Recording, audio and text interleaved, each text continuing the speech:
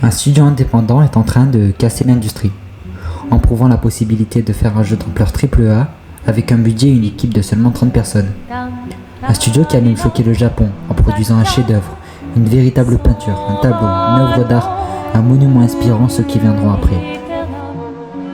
Clair, obscur, trouble de rature, trouvera effet. Clair, obscur, bordé aux peintures, trouvera sans elle. Clair, obscur, trouble de rature. Quitte à offrir une fleur à une femme, tu devrais peut-être le faire avant qu'elle ne se flétrisse et ne meure. Qui, la fleur ou Sophie? Ouh, de l'humour noir, Sophie adorerait. Clair Obscur, c'est un jeu qui de base ne devait même pas sortir.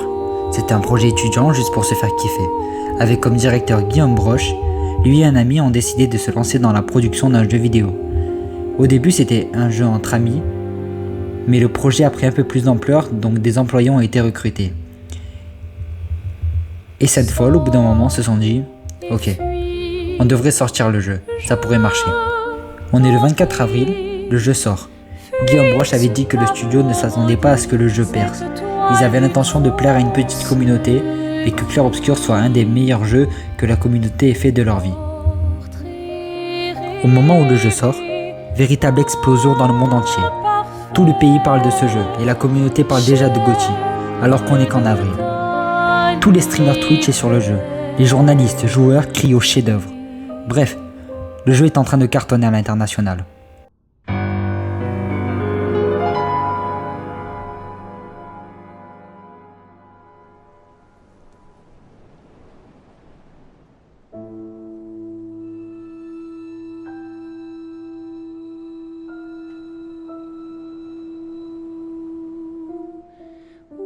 Ça faisait longtemps que les joueurs n'avaient pas ressenti une bouffée d'air frais dans leur industrie.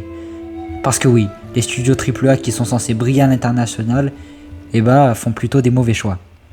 Donc du coup les joueurs ont compris qu'il était possible de faire un chef-d'œuvre avec une petite équipe.